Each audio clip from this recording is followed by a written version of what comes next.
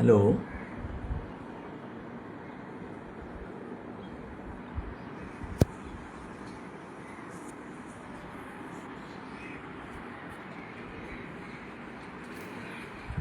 ഞാൻ Kettikuttan, retired assistant engineer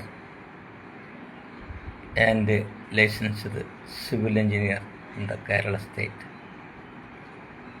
ഞാനിപ്പോൾ നിങ്ങളുടെ മുമ്പിൽ വന്നിരിക്കുന്നത് ഒരു പ്രധാനപ്പെട്ട കാര്യം പറയാനാണ്. എന്തെന്നാൽ 2018 വെള്ളപ്പൊക്കം വന്നപ്പോൾ ജനങ്ങളുടെ ആജ്ഞയനുസരിച്ചും സ്വമേധവും ഞാൻ കുറച്ച് വീടുകൾ സന്ദർശിക്കുകയുണ്ടായി. പ്രളയത്തിൽപ്പെട്ട, മഴക്കെടുതിയിൽപ്പെട്ട പല പാവപ്പെട്ട വീടുകൾ ചെറിയ ചെറിയ നാശനങ്ങൾ ഉണ്ടായിട്ട് അവർ വളരെയധികം ഭീതിയിലായിരുന്നു. അപ്പോൾ അവിടെ പോയിട്ട് അതെല്ലാം കണ്ടു മനസ്സിലാക്കി അവർക്ക് ഒരു വ്യക്തമായ നിർദ്ദേശം കൊടുക്കാൻ എനിക്ക് കഴിഞ്ഞിട്ടുണ്ട്. ഉദാഹരണമായിട്ട് ചില വീടുകളുടെ ഫ്ലോറ് മൊത്തം ഡൗണായി പോയിക്കുകയാണ്. എന്താ കാരണം വെച്ചാൽ ആ പാവപ്പെട്ടവരുടെ വീട് പണിയുമ്പോൾ ആ പ്ലിന്തിൽ എർത്ത് ഫില്ല് ചെയ്ത് അതിനെ കോമ്പാക്റ്റ് ചെയ്യും, വെള്ളമൊഴിച്ച് കോമ്പാക്റ്റ് ചെയ്യുമ്പോൾ വ്യക്തമായ കോമ്പാക്ഷൻ വരാത്ത കാരണമാണ് ആ സെറ്റിൽമെൻറ്റ് വന്നിരിക്കുന്നത്. അപ്പോൾ ഏകദേശം ആ പ്രദേശത്തൊക്കെ ഏകദേശം ജനങ്ങളുടെ സിൽ ലെവൽ വരെ വെള്ളം കയറിയിട്ടുണ്ടായിരുന്നു.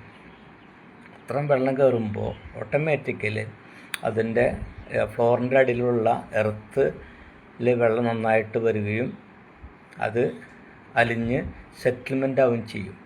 ആ സെറ്റിൽമെൻ്റ് ആണ് നമ്മൾ കാണുന്നത്. ഒരു 4 ഇഞ്ച്, ചിലയിടത്ത് 6 ഇഞ്ചൊക്കെ വരെ സെറ്റിൽമെൻറ്റ് വന്നിട്ടുണ്ട്.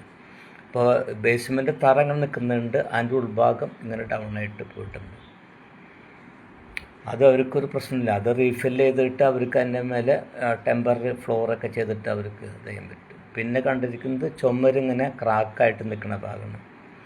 ചിലതിങ്ങനെ അടർന്ന് നിൽക്കുന്നുണ്ട് ചുമര്. അപ്പോൾ അതിനുള്ള സൊല്യൂഷൻ പറഞ്ഞു കൊടുത്തിട്ടുണ്ട്. അതുപോലെ തന്നെ കുറച്ച് ചരിയുമ്പോൾ എന്ന് വെച്ചെങ്കിൽ ആ ചരിവ് എവിടേക്കാണോ ആ ഭാഗത്ത് ഫൗണ്ടേഷൻ സെറ്റിൽമെൻറ്റ് വന്നാണ്.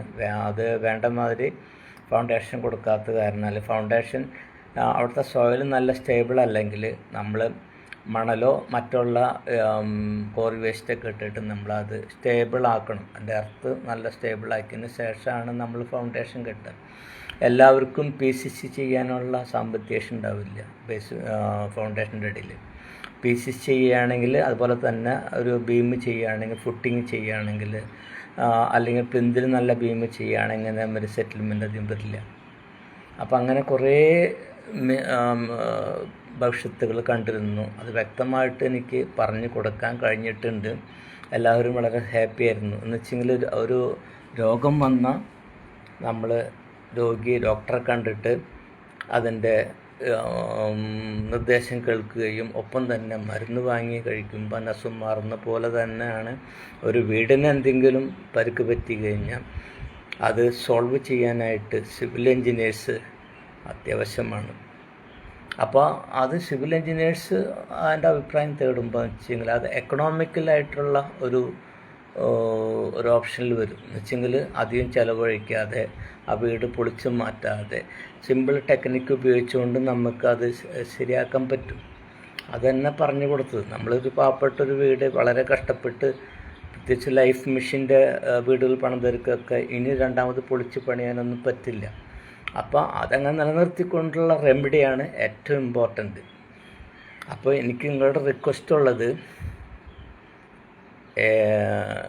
നിങ്ങളുടെ വീട് എന്തെങ്കിലും കാലവർഷക്കെടുതി കൊണ്ടോ വെള്ളപ്പൊക്കം കൊണ്ടോ മറ്റോ മണ്ണൊലിപ്പ് കൊണ്ടോ ഉരുൾപൊട്ട് കൊണ്ടോ എന്തെങ്കിലും ബുദ്ധിമുട്ടുണ്ടായിട്ടുണ്ടെങ്കിൽ വിദഗ്ധമായിട്ടുള്ള ഒരു നിർദ്ദേശത്തിനായിട്ട് അതിനുള്ള എക്സ്പീരിയൻസൊക്കെ ഉണ്ടെന്നാണ് ഞാൻ വിചാരിക്കുന്നത്.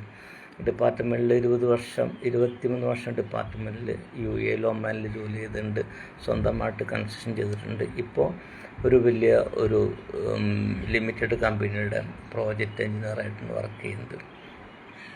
അപ്പോൾ അങ്ങനെ പിന്നെ സ്വന്തമായിട്ടുള്ള തൻ്റെതായിട്ടുള്ള ഐഡിയകളൊക്കെ ഉണ്ട് പലതും. അപ്പോൾ അതുകൊണ്ടാണ് നമ്മുടെ വിദഗ്ധമായിട്ട് അഭിപ്രായം ഞാൻ ഫ്രീ ആയിട്ട് ചെയ്തു തരുന്നതായിരിക്കും. അത് അവിടെ വന്ന് സൈറ്റ് വിസിറ്റ് ചെയ്യാൻ ബുദ്ധിമുട്ടാണെങ്കിൽ ജോലി ചെയ്യണ്ടേ. അപ്പോൾ 63 വയസ്സായി. ഈ വയസ്സുകാലത്ത് അങ്ങനെ എല്ലാവരുടെ അടുത്ത് വന്നിട്ടുള്ള സർവീസ് ചെയ്യാനുള്ള ബുദ്ധിമുട്ടുണ്ട്. വാട്സപ്പിലോ അല്ലെങ്കിൽ മെയിലിലോ നമുക്ക് നിർദ്ദേശം തന്നു കഴിഞ്ഞാൽ, അല്ലെങ്കിൽ ഫോൺ വിളിച്ചോ എന്തെങ്കിലും നിങ്ങൾ പറഞ്ഞു കഴിഞ്ഞാൽ അതിലൂടെ നമുക്കൊരു നിർദ്ദേശം കൊടുക്കാൻ കഴിയും.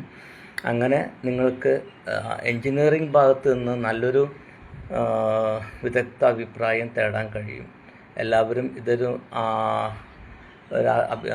എന്താ പറയുക, എൻ്റെ ഒരു ഹംബിൾ റിക്വസ്റ്റായിട്ടും ഒന്ന് കൺസിഡർ ചെയ്തിട്ട് വിളിക്കാൻ വേണ്ടിയിട്ട് ഞാൻ അഭ്യർത്ഥിക്കുന്നു. എൻ്റെ ഫസ്റ്റ് ഫോൺ നമ്പർ 8907125257. ഒന്നുകൂടി പറയാം, 8907125257.